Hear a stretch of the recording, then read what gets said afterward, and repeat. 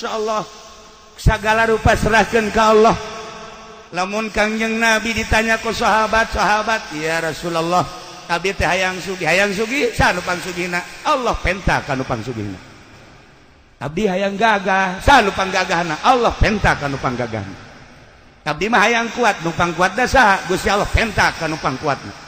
Hayang naon? Penta ka Gusti Allah.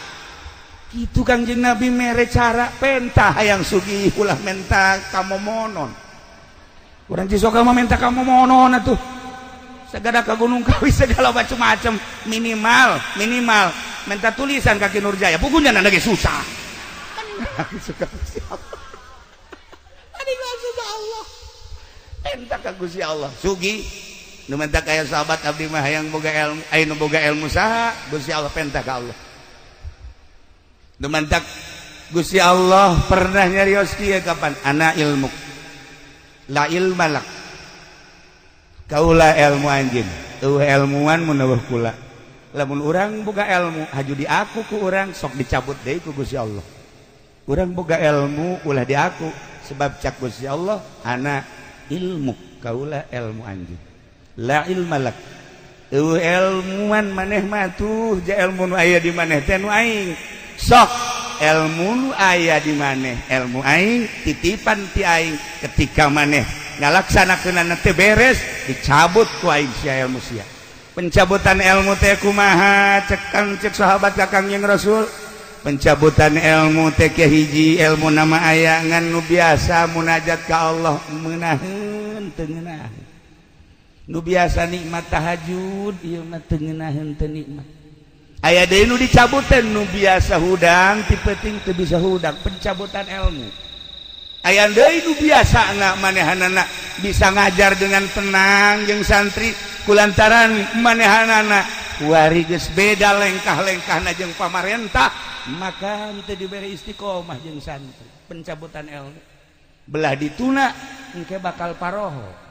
Kuari bae kuari kula lamun nyoba ka Amir coba ti kolam Muhammadun datang ka Anggeus dibere ku aing mir 5 juta ya aing mau 5 juta.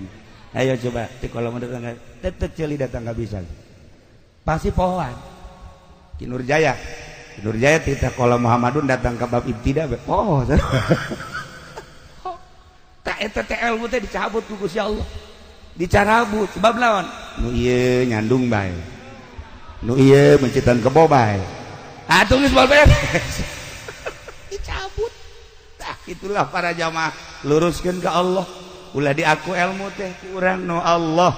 Gunakeun sesuai jeung perintah Allah insyaallah. Batur bisa jamul jawame urang mangan sekadar bisa amil tapi lurus ka Gusti Allah amil bakal mabruk dibanding nu bisa jamul jawame. Ulah dikira gede kitabna haju hebat henteu sebab naon teu istiqomah. Istiqomah ieu cara nu ku urang kuari keur dihaulan. Nu bantak urang datang ka dieu kula ge terundang padahal mah diundang ke Subandi embung. Embung kula barang inget ka almarhum. Aing hayang babarengan di akhirat jeung Ki Subandi onam. Diundang ku nyana sangeuk inget ka almarhum Abuya Ardani. Emang kumaha kitu Kiai?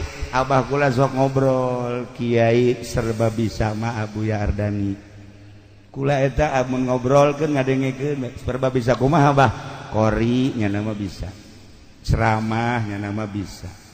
Mamaca nya nama mamaca tuh nya nama adu kikilan bae asakanya bae tolol meureunana.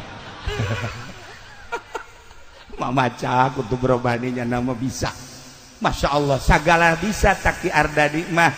Oh di samping eta tamarhaban nu kuari berkembang. Di ditu tuh di Kendal di pondok terus ka ditu ka Rajek eta teh meunang ngadidik Abuya Ardani istimewa dan mantap. Oh berarti ahli Allah tur ikhlas hayang ka bawah ieu mah kula mah lain undangan Ki Subandi ja lain kula mah undangan Abuya Ardani ngan wasilahnyana sih. Kitulah para jamaah kaum muslimin wal muslimat rahimakumullah balikan deui. Ialah Kangjeng Nabi Ibrahim alaihis Kangjeng Nabi Ismail alaihis salah kita dipencit nurut. Mudah-mudahan orang diberi anak sing narurut cara Kangjeng Nabi Ismail. Mudah-mudahan orang boga anak cara Kangjeng Nabi Ismail pinterna. mudah-mudahan orang boga anak cara Kangjeng Nabi Ismail nurutna, mudah-mudahan orang boga anak kos Kangjeng Nabi Ibrahim barahana loyalna jeung sagala rupana, amin ya robbal